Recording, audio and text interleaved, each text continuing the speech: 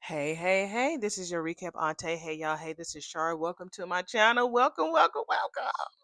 Hello, y'all. How y'all doing? Y'all doing fine? Y'all being safe out there? Yeah, please be safe. And any of y'all who are experiencing a lot of heaviness, honey, I hope that I can lighten that heaviness for you by giving you a little kiki, showing up in your lives, at least try to show up every day. And just taking you off your mind, off your troubles, at least for a good hour. Okay. That's what I'm here to do. That's what I know that God has called me to do, was to add some joy to your life. All right. All right. We are here to recap, honey, episode number 160. We are at 160, honey. We have been doing this thing for 160 episodes. Can y'all believe that? Whew, child, working and doing shows and doing this, honey, it is a lot. And I'll have to say that I really do enjoy each and every moment of it, but I do need some sleep a little bit. So I'm just piecing everything together. The way I recorded, you would never know, baby. But anyway, let's go ahead and get ourselves together, knock on this damn gate. Y'all hear me knocking so they can go ahead and open it up and entertain us. Let me go ahead and get my chair straight so I can be head on and look for any flaws, and all that might pop up, which we know this is a perfect show. I'm just kidding. But anyway, let me go ahead and get started, and I will start this recap in five, four, three, two. All right, we're at the palace and we see Smitty, Martin, Anita, and Vernon, honey. They over there, and Smitty is walking into the great room like he full, baby. Come to find out, they had some of their party, and so Rowena, she had cooked some of their favorites. So that was nice. Where's Rowena? She's she's the invisible cast member. That girl name gets more mentioned than Beetlejuice. Don't Where's Rowena? Damn. All right. Yeah, they look happy and full. Ooh, we found out, honey. Verna said she really put her foot in that lobster ravioli. Honey, I love me a good seafood. Yeah, and that duster, that thing is wearing today, baby. With the shimmy and the shiny all around the edges. I'm telling you, God Almighty.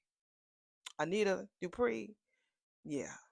So Vernon was like, "Yeah, I tell you that much." And Mark was like, "Well, that's probably why I had to fight your ass off for a second helping, Granddaddy." Well, I'm glad you enjoyed it, Anita says. Anita was like, "Everything was delicious, Anita." Ooh, he says, "And don't get me started on that pecan apple salad with vinaigrette."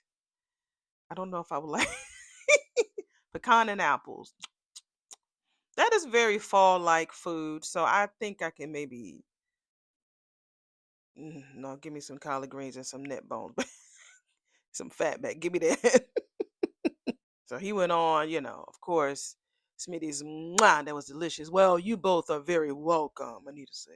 Anita and I thought, what better way to celebrate you both getting back together than inviting you two over to enjoy one of Martin's favorite boyhood meals. Wait a minute, he ate lobster ravioli as a boy? And vinaigrette and pecans? Go ahead, Martin. Go ahead.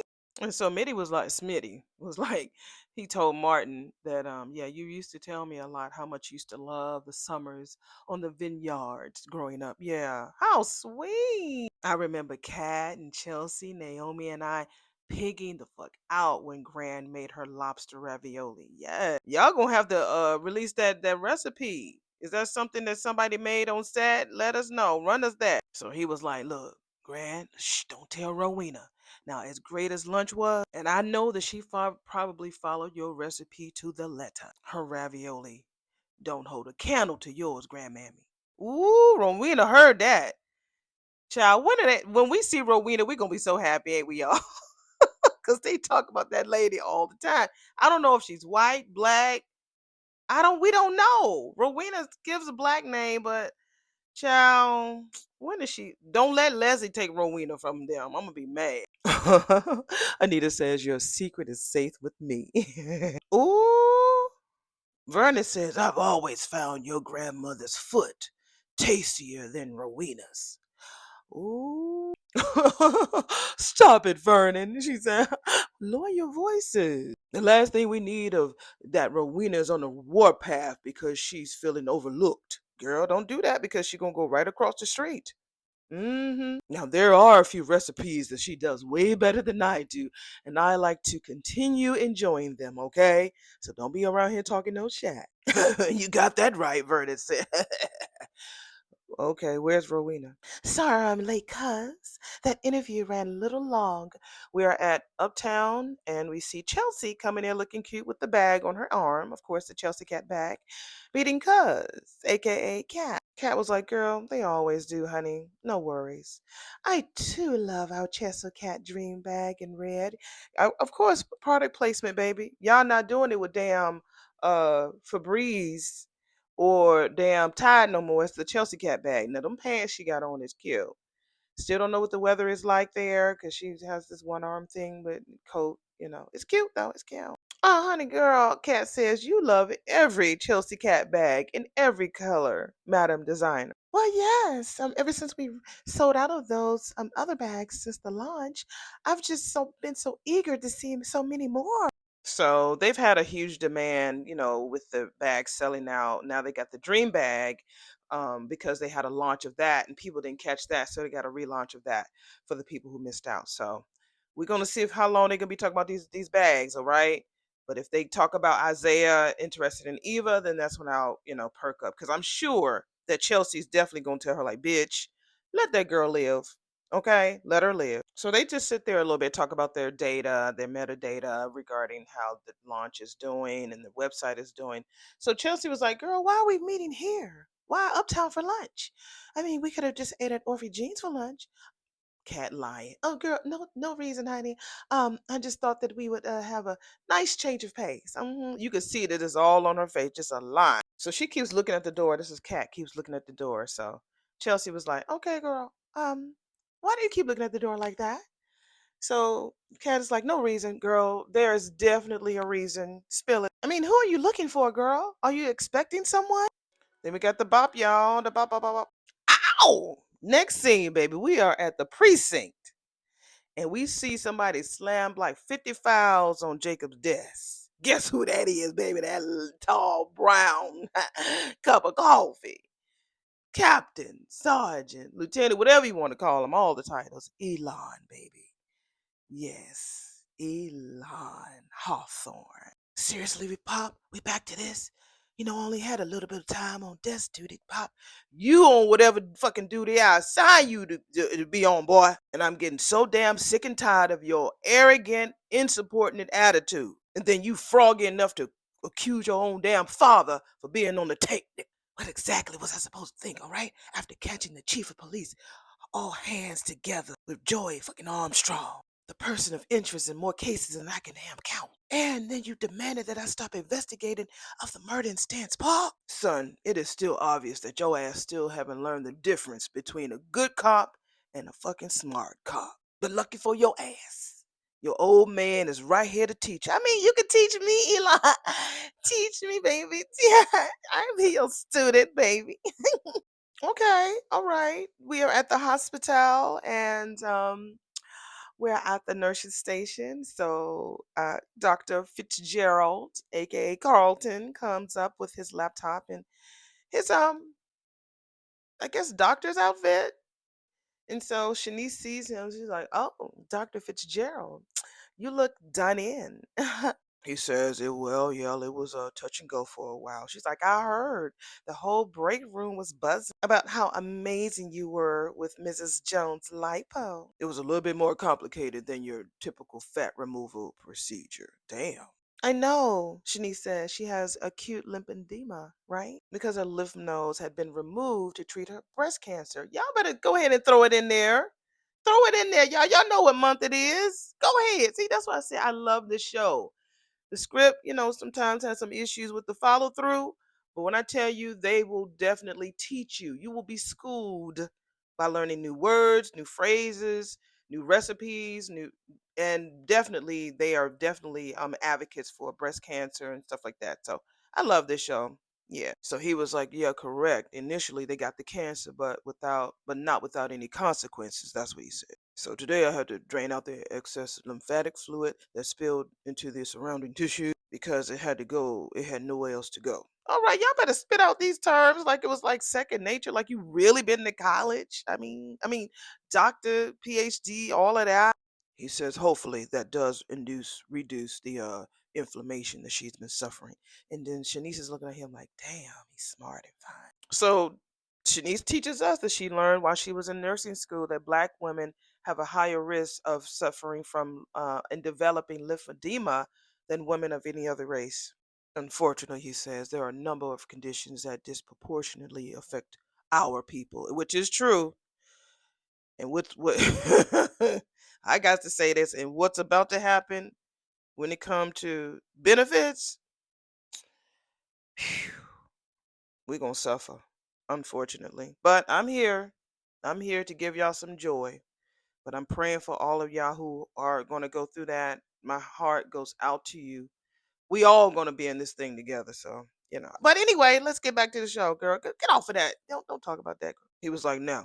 I know that most people think that all that we plastic surgeons do is just perform facelifts, BBLs, and tummy tucks all day. But I will have you know, it's cases like Mrs. Jones that inspired me to pursue this specialty. And as he's talking, we see this bitch Nicole walking in the lobby, baby, with this pin fucking stripe satin suit cinched at the waist, a little low cut. Bitch, walk, okay? Just walk. Yeah, Mrs. Jones is really lucky to have you as your surgeon, Carlton. She kind of pretty much interjects. It's royal blue and baby blue, baby. No, it's royal blue. No, it's like a dark blue, a midnight blue suit with baby blue stripes. Chap. He says, no luckier than what your patients are for your psychiatric care and concern, Dr. Dupree. They just flirting right there in front of Shanice, and Shanice is taking all of that shit in. She was fanning herself with one of the files. She's like, excuse me, I'm gonna have to call maintenance to lower the temperature in here. Ooh, I know you're joking, Nicole says. He says, well, she may be joking, but I'm not. Go ahead, Carl. He says it right in front of Shanice. Says, I'm looking forward to our date tonight. I thought that was a suit, but it's a dress. And when she came around the corner, that shit is like an asymmetric button going down the, not really the side. Not the front, but it's like the side because the split, falls right at the knee of her leg.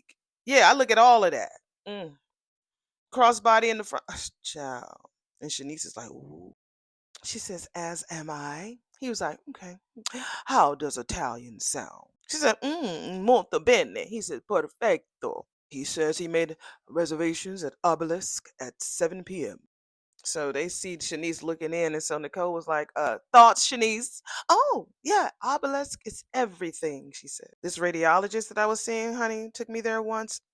I will have to keep that in mind, Nicole says. So she looks at Carlton and says, now, what if I said no to Italian? Oh, no worries about that. I have reservations at French, Thai, and a Brazilian steakhouse. Go ahead. All of your bases covered, I see, she says. Oh, he says, I'm a planner. What can I say? He is really like a spark of happiness for me. He really is. Like, Ted is too heavy. It's Carlton is very much so like a spark.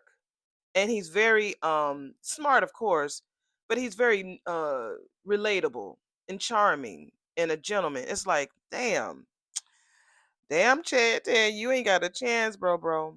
Well, Shanice was like, well, I'd say order the ricotta gnocchi. She said, no, the ricotta gnocchi. Trust me, it does not miss. So while they're talking about the date and stuff, we see Ted coming there, baby. His white jacket and black shirt with no tie. He mad about hearing about all that shit.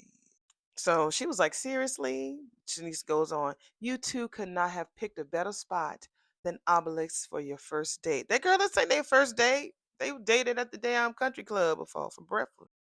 Excuse me? Hello, Ted. You can see Shanice looking real shocked, like a mother suck in the background. What's this I hear about a date? Like, man, you finna look molded, bro. So we are back at Uptown. So Pat telling Chelsea that she looking for Samantha. She was like, girl, that girl should be in school right now. We are in the middle of a school day. Leave her alone. I mean, Because we are officially a part of her curriculum now, Chelsea. Chelsea was like, girl, I'm well aware of that. I wish there was somebody like us when we were in school. I know that's right, girl. So she is looking for Samantha. She asked her to bring the swatches by so they can approve them for the next collection. So we can only imagine where her fast ass is. Chelsea's like, this still is not added up, girl. You asked me for a work lunch here at Uptown, and then you're telling Samantha to bring all the swatches and shit here. Like, wouldn't it have been made more sense for us to meet at Chelsea Cat, girl? I mean, wouldn't it have been better to meet there, girl? I think Cat is looking for Tomas to show up there. So Cat still tries to make it seem like it's business. Why don't you believe me? She's like, girl, I'm not buying what you're selling, Chelsea says. Now you need to tell my ass the truth. Why are we here? Cat was like, oh, all right. Oh, so she said she wanted to go to Uptown because she was hoping that they both would run into Isaiah Hawthorne. Wait a minute, this ain't no fucking Karate Kid pop. And you sure as hell ain't no Mr. Miyagi. That is Whisper, Detective Whisper, talking to his pappy like that in the office. He know better. I stopped needing lessons from you on how to be a cop the day I saw your ass with Joey Armstrong in his casino. Seems to me that was just the start of your fucking lessons on how real life works for a police officer. When I tell you they're talking this shit all loud in front of everybody, don't nobody have no closed office except for Bill Hamilton? Is he the only one? Everybody be having a private conversations. If Nicole has a private office, Ted does too. But when it comes to this shit, where is Elon's office? Why y'all can't go in his office and have this conversation? All right, Jacob kind of buck up. I think I know enough of how you run things around here. As they're talking and fussing, we see Elon, we see Jacob, and we see baby boy Isaiah. I'd rather do things the right way, Jacob says. Then Isaiah's like, okay, I did it. I didn't think I was gonna get the whistle right. And Isaiah was like, what the fuck am I walking in on here, fellas? What's the tea? Oh, we're back at the palace. So Smitty said he just not wanted his hubby home. He needed him home. And Martin was like, hell, next thing I figured out and knew that we was getting married again. Anita says, it's just so wonderful. And Smitty was like, yeah, to be able to recommit to each other in that way was dope. Having mom and dad there to witness, Martin says. And Smitty was like, yeah, and being so close to the brink, it was worth everything. I'm like, oh, y'all better be happy. I just wish that we could have been there, honey. Anita, stop it. Why was y'all in Chicago? That's the true question. Why were y'all in Chicago? Smitty was like, no, don't feel bad. Everything came together so fast, so we understand.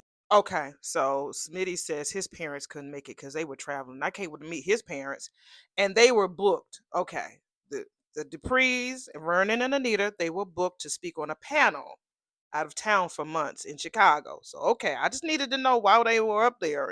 Shit, Martin was like, if you would have tried to bring your asses to our ceremony, I would have told you to turn your asses right back around and go on up there to that panel. So yeah.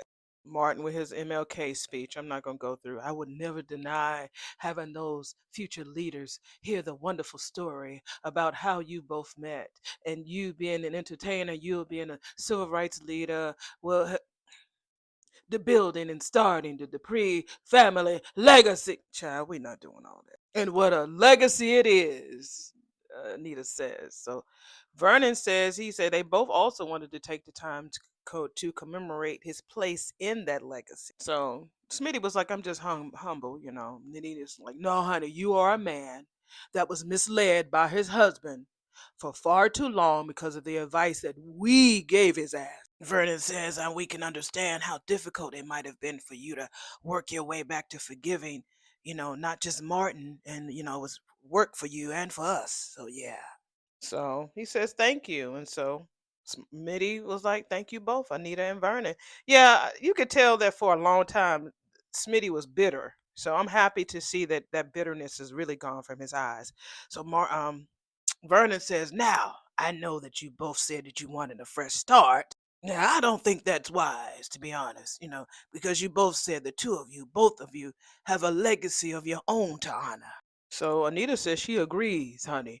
You both have gone through way too much for you to even regret or forget how and what led you both to renew your vows. So, because you know, Martin loves to stand flat footed and strong in the Dupree legacy, but he needs to develop his own. And burying those emotions under the light, love, and goodness that you feel right now only delays dealing what lies beneath the rubble. Wow. So if they're telling them, like, if there's anything more deeper that y'all need to dig through, you need to get through that while you're feeling that love and light now. That's true. That's true. So Smitty agreed. He was like, yeah, not knowing for so long, feeling that resentment, not knowing what was going to be popping up, created some type of distrust and resentment toward all of y'all ass.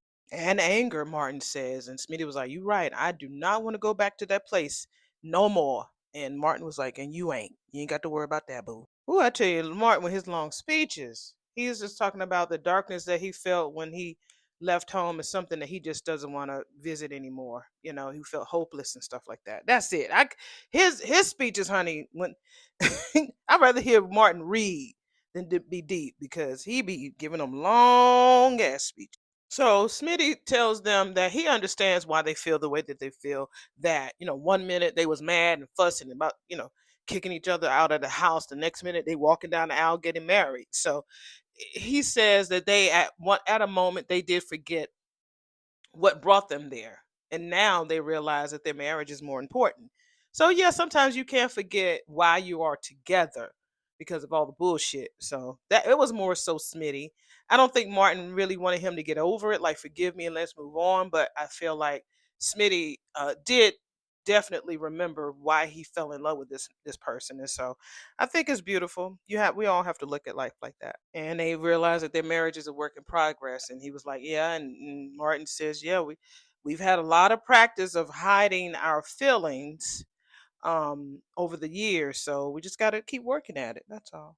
So Smitty was like, so we are going to start marriage counseling soon. Yay. See, they took Shar advice. Yes, they did. Oh, we are so happy to hear that, Anita says. Smitty was like, yeah, we just don't want to repeat the past mistakes. So, yeah. So glad that you've finally realized what matters the most, Martin. Vernon says, your spouse and the family that you two built together. Because Martin was so busy of what is he was doing? Preserving the legacy of the Dupree family, forgetting the legacy and the foundation that he's building with him and his two kids. He was just so busy trying to protect, the Vernon Dupree legacy. So, yeah, yeah.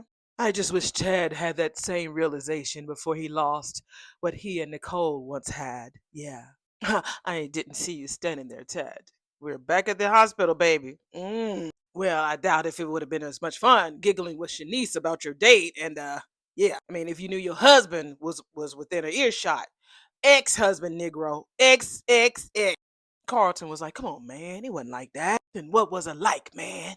Ted said. First of all, Nicole says, nobody wasn't fucking giggling. And second of all, you seem to forget that your ass is now my ex-husband, Tad. Yeah, which means your ass do not have a say in who I choose to go to dinner with. When you just fucked that girl a couple weeks ago, and we was married then. Now you know I gotta add some stuff in there. Shanice was like, "Well, she got you there, Dr. Richardson." They all looked at her like, "Bitch, I'm just gonna go over here and keep working on these orders for Mrs. Jones." Now, if him and Shanice about to hook up, then this don't look too good right now. Episode 160, it don't look like Ted and Shanice are going to be hooking up. So I can't wait to see how this is going to progress and grow if they do hook up. Damn, he said the ink ain't even fucking dry on the divorce decree. You already eager to get back out there on the dating scene with my partner, no less. Nick, you just fucked Leslie less than a month ago. Married. Ooh, he said, what's next, huh? What? You gonna ask Laura to set you up a Tinder profile or something? Wow. When I tell you when he get hurt, Ted be reading. He pull out both of them boxing gloves, baby. His old petty ass. Petty Teddy. That's what we gonna call him, honey. Petty Teddy. So we're back at the red door. No, I'm sorry, on the palace. I'm not gonna go through a lot. We'll just see what they're talking about. It's just Vanita.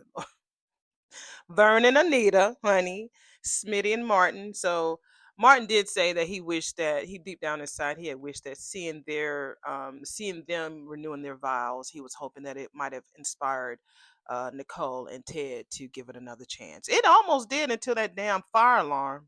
Different circumstances entirely. Oh, Anita. Smitty was like, well, Nicole was definitely moved by the ceremony, though, so something did prick her heart. Martin says, yeah, Mama got real emotional, baby. She ran the fuck out even before we had a chance to cut the first slice of the cake, baby. Poor Nicole. This whole ordeal with Tad has been so hard on her. Yeah, Anita. So Martin was like, as mad as I was at Ted for doing what he did to his mama, he was like a little kid on the inside, hoping and praying that they somehow would stay together, you know. I mean, Kat went through the same stuff. Well, that's understandable, sweetheart, Anita says, but if Nicole would have been able to get past Ted's most recent actions, then there might have been a possibility.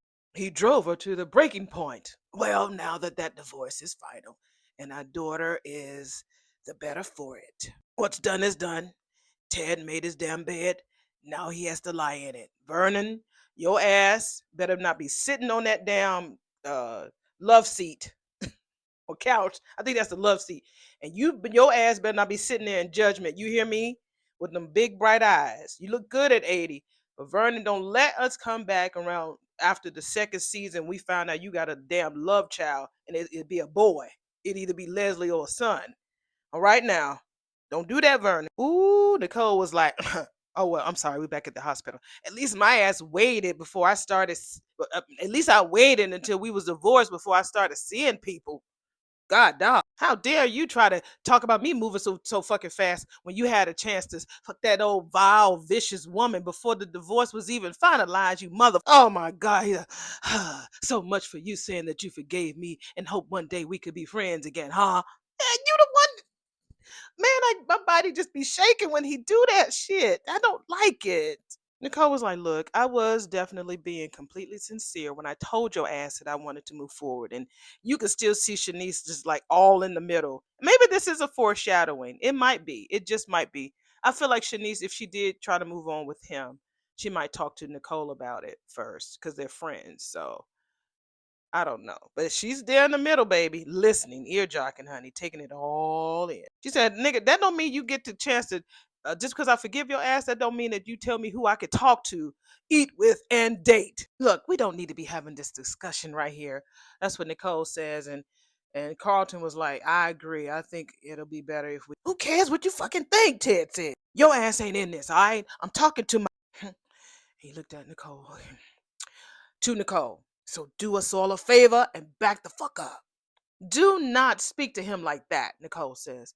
He was like, wait a minute, is he capable of speaking for himself? Ted was feeling real frog. Carlton was like, nigga, you know I am. Then do that shit instead of forcing a woman that you claim you care about to put herself between you and what you got coming. Isaiah Hawthorne, I thought he moved somewhere in the Pacific Northwest. We're back at Uptown. And Chelsea and Kat are talking about Isaiah. And so Kat was like, girl, I know, but he's back in town, honey. I saw him here yesterday. But good for him. I mean, but what does Isaiah have to do with why we. So, oh! So Kat was looking like, what? Kat Richardson? Are you into Jacob's brother? Wait a minute now. I might need to take a picture of this for the posterity. We're back at the precinct, and that's what Isaiah tells his pappy and his brother. Maybe the first time in history, in Hawthorne history, that I've seen Pops look at the golden boy here with anything less than sheer adoration. Hey, don't start with that golden boy shit. Come on, Jacob. Ain't no secret that you're Pop's favorite. I don't have fucking favorites, Elon said. Isaiah was like, well, then you're not Elon Hawthorne because he always favored his perfect, by the book son, who obediently followed in his footsteps to become one of the boys in blue. Luke followed right after him, so a little of that approval rubbed off on him. So it's three boys. It's three Hawthorne boys. We got Luke. Okay. Those are like biblical names. Luke, Isaiah, and Jacob. Isaiah was like, look, I ain't never stood a chance. That is not true, Elon said. I always loved all of my children and treated all their asses equally. And I still do. I just want you. He says to Isaiah, he had to breathe. Look, I just want you, all of y'all, all right, to live up to your full potential. That's all. Oh, here we go again. About you giving me a lecture about how I nearly ruined my life by getting arrested several times. Okay. And how I actually ruined your fucking dream of having 3 sons on the force. Wow, so Isaiah's a bad boy. Yeah, he need to be with Eva, honey. He needs to be with Eva. Damn, Elon was like, you and all your fucking wasted potential. I know y'all tripping about that man, but I've been seeing y'all comments. Leave that baby hair alone. He's doing it. It's a part of his aesthetic, y'all. He has to do that because he's literally making a statement against his father, against his brother. He don't want to look like the brothers. He just want to be him. And that's how he should show the fuck up, like himself. I think the man bun is cute on him. I think it's cute. I think it's real cute on him. I mean, I can't see him cutting it. It's part of who he is and his look. So maybe he might cut it one day, but he's showing up as a bad boy, and I think it works. It works. I don't know what other style he would have gotten unless they gave him like a wig with some locks or whatever. But it works because you see his face. Now he ain't too far off from keeping them edges nice. Now he look clean cut all around them edges. He know what to do. But I think it works for his aesthetic, his character. He's a bad boy. He's the bad son. He's the black sheep. Everything that you can think about that's bad, that's what he looks, and he's pulling it off really, really well. So he breaks it down. He's like, "Look, pops, you keep forgetting the fact that I got my BS in psychology and my master's in counseling. And what exactly have you done with either of those degrees, Isaiah? Huh?" Elon said. "Other than hop on one low-paying job that's beneath you to another. That's all you fucking doing." And you can see Jacob like, man, I don't like he talking to my bro like that. Just because I made some. Just tell me why the fuck you here. Damn. I'm really liking this episode. Yeah. Can you do that shit for me, huh? You run out of money again, boy? Isaiah was like, I know this might disappoint your ass, but no, I ain't run out of no fucking money. I'm doing just fine financially, and I don't need any of your damn help. In fact, I just got a damn job offer. Elon was like, really? See, and Jacob was like, see, he did it. All right, Isaiah, I'll bite. Elon says, so where the fuck is this job offer from? Another storefront fly-by-night school that's unworthy of your time or education. Actually, Nick, is right here in the DMV at Banneker University. So we're back at the palace. We're not going to really chit-chat with they talking about their fresh start to new marriages, and we're not going to talk about no more failed marriages. Whatever they say, if it makes sense, if it's juicy, I'm gonna serve it. But if not, we're gonna toss it out. So let's keep watching. So they're gonna try to just make sure that Samantha and Tyrell know that they got a solid house, a solid relationship, and now that their biological mammy is back in their life, we want the family to know that we ain't going no fucking where. That's good, Anita says. So are you gonna still work? Pretty much.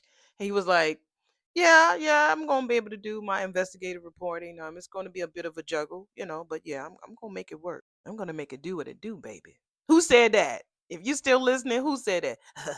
I'm gonna make it do what it do, baby. So he says, as long as I got my man's support, baby, I know that we can have a happy wife, happy life type of connection here. So yeah. So Vernon asked Martin, what you think? What's going on with you? Rest assured, I am backing my husband's career goals 100% going forward. Well, that's what the fuck I'm talking about. Anita said. And Vern and I can attest that both partners have to feel professionally fulfilled in order for the relationship to work. And she ain't lying about that, honey. So, Martin said it. He thinks it is fair that he has his husband's back, just like Smitty had his back, because I'm going to need him really, a lot soon. And so Vernon was like, "Why is that?" Because I'm doing another political campaign. I need him to help me win. Oh, I wish this was real life. Me into Isaiah, girl. Please. You know that Tomas is the only man for me. We are back at Uptown with Kat and Chelsea. Chelsea was like, so why do you keep checking the door for Isaiah? When I saw him yesterday, he was acting a little bit too friendly with Eva. And girl, cuffing season is on the horizon. Let her cuff. Chelsea, you better be on Eva's side right now. Like I said, y'all know I love Kat, but I don't like this. Don't you cock blocking. Let the girl have a good time. You can't get on Tomas, yeah, because what you fucking did. Let the girl cuff. I think I know where this is going. I warned him in so many words, honey, that he needs to stay clear of that little bitch. But I want to make sure that he truly understands what a disaster that she is. I mean, she's basically family, honey. I wouldn't feel right just sitting back and letting Eva's chip nails get into him. Chelsea is looking like, girl, you're a hater. So, she was looking at her like, girl, why in the world are you looking at me like that? Kat says. All the words sound great, Chelsea said. I just don't think that I trust all this altruism. Oh, so you think that I'm too selfish to care about someone else? Yeah, yeah, why do you care? I mean, far from it, girl. I know that you care about those people that you love. But all that generosity, girl, goes right out the window with the very thought of Eva. So when you tell me that you saw your half sister here vibing with Isaiah, when it wasn't too long ago that bitch was trying to hook up with your man, it's only natural to want a little payback. That's what that's about.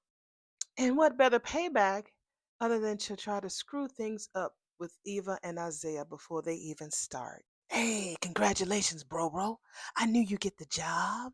We are back at the precinct, and Elon still don't look too happy about that baby getting a job at the university. So wait a minute, so you knew your brother was interviewing at Banneker and you ain't say nothing to me and your mammy? That's what Elon tells Jacob. I'm loving the way how that man be standing, honey. I don't know if he practices to stand like that, but he's standing like real nice and gap leg and with authority. Yeah, I like it. I like it. Hey, it wasn't my news to share, Jacob said. So he looks at Isaiah. That means we're gonna be seeing a lot of each other, right? Right? Isaiah was like, slow your roll, bro. I said I was offered the job. I didn't say I was gonna accept it. Why wouldn't you accept Banneker's offer? Because that would make too much damn sense. Elon just come here, baby. Lay that bald head right here on my lap. Come on, right here. I got you, boo. Calm down, baby. Calm down. The old Don Quixote of the Hawthorne family would have to stop spanning the globe looking for windmills to fight and actually have to put down roots someplace. Oh, no, he can't do that. So you might as well say bye to your brother, Jacob, before he leaves again. Boy, you haven't changed a bit. You know that? Isaiah was like, neither have you, Pops. Shit. We're back at the hospital. We got this close up of Shanice just listening. She just listens. You taking it in. She might put a move on Ted. She might just do that. She's like, well, I just got to make sure it's going to be all right. If I have the green light, baby, because I like it what I'm seeing. Ted, I can't talk to you when you're like this. Good, Ted says, because your ass ain't the one I want to talk to right now. Damn. Then speak your mind, Ted, Carlton says. Like I need your fucking permission, Ted said. Look, now, we do not have to do this here. Thank you, Nicole. At least somebody listens to me. Ted ain't even hear her. He was so locked in on Carlton. Boyfriend gets like that. He's not an angry person, but when there's a point that he wants to make and complete, because he's not going to take his focus off of what he needs to say until he's done. So no matter what I say, baby, sir, sir, baby, and but sir, come here. Let me take your big arms. Come on, sir. Boom, boom, bop. I'll be like, just let him be great, baby. Just let him be great. Ted continues on and says, you and me, man, we was like bros, Carl. Not only were we partners in our practice, bruh. I mean, we was like close friends, you know? Carlton says, well, I do hate that you're talking about our friendship like it's in the past tense. Oh, not only was it in the past, nigga, I doubt we were ever really friends now that I think about that. You know what? I always knew you had a crush on my wife. I always thought it was innocent. Hell, I would even joke with Nicole about that shit. Who knew the whole fucking time you were coveting what was mine? Ted is a little arrogante. Is that or arrogant? I don't think arrogante is a word. Yeah, I don't know. It's a little cocky and desperate and petty. So I don't like it. I don't like it. So we're back at the palace. So they try to say now another political stunt, and Vernon was like, "Boy, I told you that you can't have no seat for no fucking president, especially in 2028." Like I said, I think that's a new. That is a new. I don't care what the fuck they say. That's a new damn episode. That was not taped last year because we know what the political climate is, and I don't think that was taped. So Martin was like, "Well, I'm not trying to be no damn president, but I do want to keep my damn seat." So that's what my focus is on right now, making sure that my husband is able to keep helping me with my political seat. That's right, my seat in the House. She was like, Anita says, he says, Martin says, well, don't y'all remember that there is an election in 2026? Anita was like, honey, we had so much to face in 2025. I guess it slipped our minds. I'm telling you, they were doing all of the auditions and stuff last fall. Trump hadn't won then. I don't think he did. But what we going through now, y'all are these were more recent. This whole scene, this whole palace scene, I think they just threw that in there. This was done this year. I'm sorry. That scene, I mean, like with Isaiah and all them, I think those were done early. But you know, editing is a beast when you need to make things flow. Because I think that one time the lady, who's the girl who plays Nicole, I cannot think of her name. She said that for Kat's birthday, they recorded that right after she had found out about the affair with Leslie at the anniversary party. So she had to do like both of those scenes like back to back. I don't know if it was within one day or next day, but those two scenes, and we know that there was like at least several episodes between those. So she pretty much got cussed out and crying and feeling all emotional one day, and then the next day was Kat's birthday. Oh, happy birthday, boo! But I think that Kat's birthday came before the actual the way we saw it. We saw Kat's birthday party and, of course, a little bit of Eva's party before Leslie came forth and made her declaration as being Ted's whore. So y'all can play this all y'all want to. This particular scene, this palace scene, was recorded, I feel, more recently. They threw that in there so they can let us know that, yeah, we know what the fuck's going on. Yeah, don't play that with me. So Smitty was like, "Well, you better know that it's at the top of my fucking mind, because whoever who's going to be his opponent, oh, I'm gonna be ready for their asses." That's pretty much what Smitty was saying. So Martin says, "Yeah, I hate that I had let my personal problems neglect me from my responsibility to my constituents, and that does matter, honey." Phew. So he says he tends to rectify that by doing what he does best. I think he's really a good community advocate. Stop making me sound like a bad guy here, boy. We are back at the precinct with the cop and his two sons. Maybe that should be the name of the next soap opera. The chief and his two he's the chief and his two sons. You didn't like it when I was trying to push you. And he had his finger all in his chest. Damn.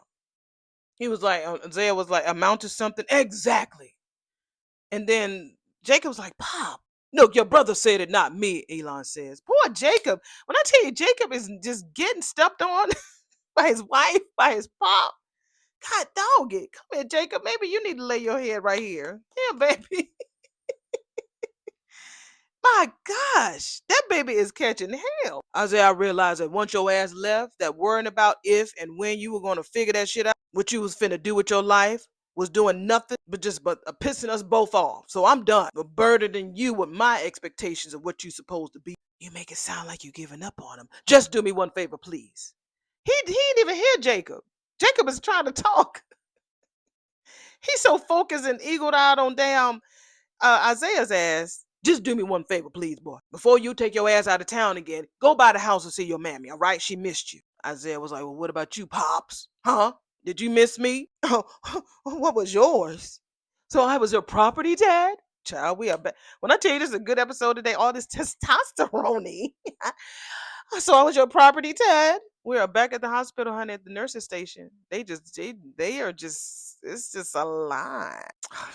You know that's not what I meant. Yes, you did, nigga. You meant exactly that. Stop it. Stop it, Ted. And no, I don't know that. Look, I don't know what you mean. I don't know what means anything to you anymore. The lady's voice over the speaker says, Nurse Tyrant, come to call extension 12. Nurse Tyrant, call. But you were right, she says, I was yours. I gave you my heart, body, soul, and you showed that you didn't value any of that shit. Nicole, that's not how it was. Carlton was like, are you okay, Nicole? You want me to take you somewhere? I want you to stay the hell away from my wife. Ex-wife, nigga. I never thought I needed to say this, but y'all asses need to take this shit someplace else. A bit more private. That's what, Shanice. Take this shit someplace else, okay? The man that I was married to for years would never talk to me about this like that. What happened to him? And who the hell are you? And where is my Ted Richardson? Girl, he left on May 16th. You think that I want to only warn Isaiah about Eva because I want to get some kind of revenge? We're back at Uptown with the Cuzzos, and that's what Kat asked Chelsea. Don't you? How little do you think of me? Oh, Catherine, I'm just trying to look out for the guy, Chels. You should too, honey. He's your relative. She said, but Naomi's his sister-in-law, honey, not me. Plus, I haven't seen Isaiah since Naomi and Jacob got married. That's exactly my point, she says. He has no context for Eva. He wasn't nowhere near here when she and her mother blew into town under false pretense. So he deserves a heads up. Says you. Eva, biggest stan. Oh, girl, be so for real. Look, Eva's not my favorite person either.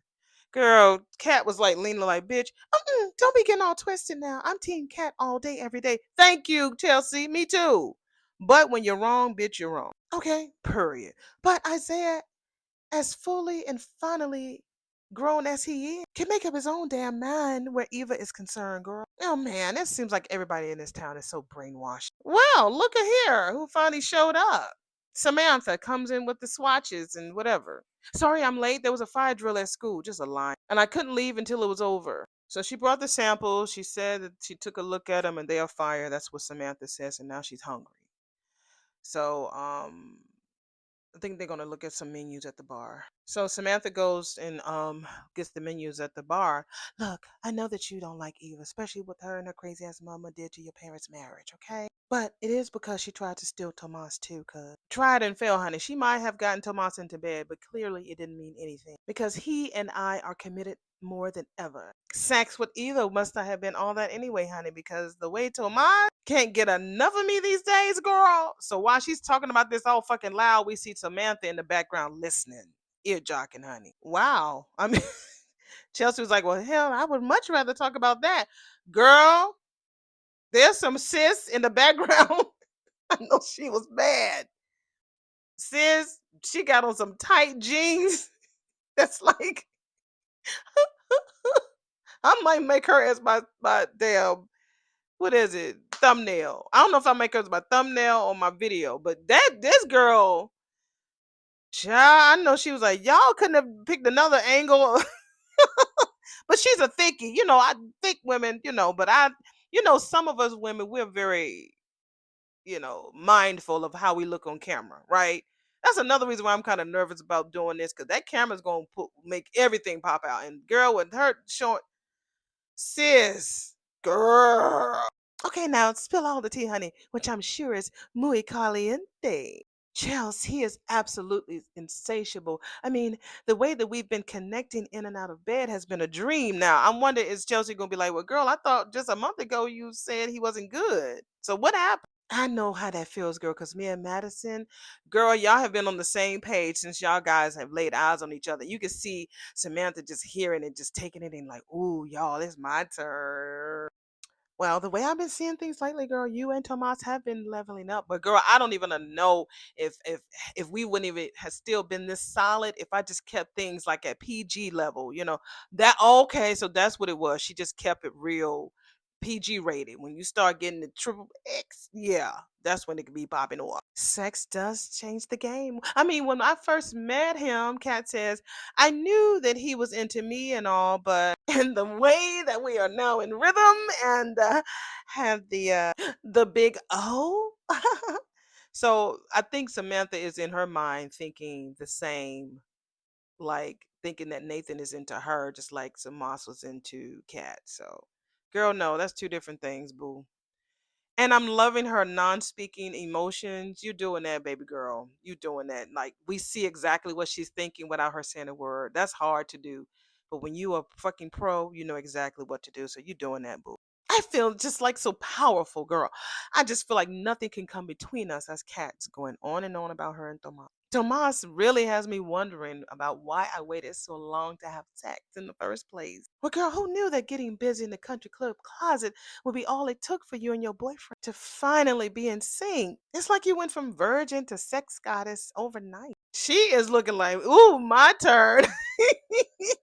I'm thank you, baby girl, for being so committed, such a committed 30-year-old fucking actress that you are making this role so this non-speaking excitement voice and face that you showing on the screen. Mwah, chef's kiss. Is that what they said? Chef's kiss. And then Kat turned around. Oh my God, Samantha, how long you been standing there, girl? Not long. I got menus. Look, Samantha, girl, about what you just heard. I get it. It's just fine, Samantha says. I mean, you girls are just having like girl talk, right? I mean, right. But I hope that you understand that we didn't make you think that to make you feel or believe that sex is all you need to make a relationship work. Okay. I mean, it's just a part of it, and it's really not the most important part, to be honest. The most important part is connection. Oh no, no, not connection. It's the cat is really trying to get out of this shit. Chels. Oh no, cuz you're doing great. Respect, yes, and consent and communication. Yeah, all of that. Yeah, you have to communicate your feelings, girl, and your boundaries, honey. Those are very important. They just throwing all these things at her to let her know what she's thinking or what she should be thinking. She shouldn't be thinking nothing. What's most important is the relationship between two people, right, girl? You get that right? Oh, yeah. Yeah, I get it. Yeah. So, okay, well, you say you a star, right, girl? So let's go ahead and order from the menu. Lunch is on the company. So, yeah, Samantha says. I mean, if you guys don't mind, I think I'm going to go back to school and have lunch there. Girl, are you sure? Yeah, we would love for you to stay and eat with us. I just remembered that they're doing a special Halloween theme menu at school, and it sounds like fun. So I think I'm gonna, yeah, I think I'm gonna. Okay, I'll see you guys tomorrow. Of course. Okay, bye. And that girl has skates going out that damn club. Well, uptown. She had on skates, baby. She was ready, girl. Kill me now. Girl, don't worry about that, girl. My 16-year-old niece just heard us talk about my sex life. Well, it could have been worse, girl. We could have been talking about mine and threesomes and everything else. I would have, girl, never mind. I would have blown that baby girl's mind. Girl, don't get me started on my stories. My brother is going to kill me. Yes, he is. All right. We are back at the palace. Let's see what they're talking about. We'll see. I guess his ability to serve or want to serve, that's Martin. He's always had it. I guess when he was little and he was at one of Vernon's events, they looked everywhere for that baby. Lord, we looked high and low. We couldn't find your little ass nowhere, boy. So he was little. They said that they finally found his little behind in the kitchen talking with the servers, asking them what do they do with the leftover food. And when you found out that they were going to toss it out, you said you were outraged. That isn't right. That's what Vernon says. He says. Smitty was like, "Oh my God, baby, you still say that shit." Unfortunately for us, your grandmother, when she found you, we had to convince you to stop arguing with the servers. It wasn't their fault. No, it wasn't. So he claimed he didn't remember, but he remembered now. Talking about, you sat me down, Grandmama. You told me that if I really wanted to help people, that I needed to have a plan to do so. But I think he did say he did remember. But at first he was like, I don't remember that. But you remember, Mark. So wound up making him the youth liaison for the Dupree Heritage Foundation. That's how they wanted to keep his little behind busy. So they just big him up and tell him that he's always been a remarkable young man, and the voters who put him in the house the first time, baby, they have no doubt that they will do it again. He got good DNA, that Dupree DNA. All right. All right, let's go to the next scene. So Anita will say, and the donuts, honey, don't worry about that. I got you. Your grandma, yeah, they the best. Yeah. Oh, so Smitty looks at his phone. Oh shit, it's time for us to go. I think the kids get out of school in a few hours. So, ah, and he said they have a lot of work to do. That's what Smitty says. You right, as always, Smitty. He was like, oh, okay. Man, he still must be in the honeymoon phase. We'll see how much that line stays down. The further down we get through our work that we're doing in this marriage. But yeah, it's cool. They get ready to leave.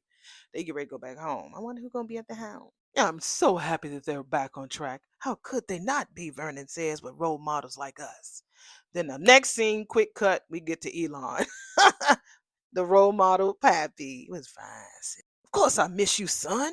I just want you to find a way to live up to your full potential, boy. Look, I might not be out there serving the community through law enforcement like you, all right? Ma or my brothers, but that doesn't mean that the work I do is any less important. As a counselor, I help the kids come up with the most important decision of their lives. And of course, that kind of thing matters too, son. But it's just not, you know what? Forget the shit. 'Cause all you and your brother want to do is put words in my mouth. Jacob's like, I ain't said shit. I just hope that one day, when your ass have children of their own, they will give you the benefit of the doubt more than what you done for me today. So he walks off with his real loud, squeaky ass shoes. Y'all need to rub them shoes really good because they were squeaking really, really loud. Shit, Isaiah was like, as far as conversations with Pops go, shit, I say that went pretty well, don't you? Wait a minute, I'm not the one who changed. Oh, so you were always this way. We're back at the hospital, baby. Ted talking about he wasn't the one that changed. So Nicole's like, wait a minute, so you were always like this? What the fuck? I mean, I just didn't notice. He said, I never had a reason to be this way until Carlton decided to stick his nose in my shit. Look, man, I get that you're upset. Oh, do you? What I'm not going to do is apologize for testing the waters with Nicole when you messed up so badly. Please stop, okay? You're both embarrassing yourself. You always knew that I thought and was and still is an incredible woman who deserves to be with a man who recognizes that and treats her accordingly. Say that, you mother. Carlton! Man. And I suppose that man is you. That's what Ted said. I mean, hey, what can I say? Truth hurts. Not as much as my fist gonna go. Like I said, y'all, not as much as my fist is gonna hurt going upside your fucking head. What did I work in earlier between you and Pops? That's what Isaiah says. We're back at the precinct. Just cop stuff. Don't worry about it, bro. Let's get back to you, bro. Why you ain't jumping on and working at Bannock? It's a well-respected school. You be bringing your ass back home. You sounded real excited about the opportunity when me and you talked about it before. Something about it giving you some pause? Oh, he gets a text from Jolanda. She's like, if you think of turning down that job because of me, don't. You and I are over. There's nothing left for you here.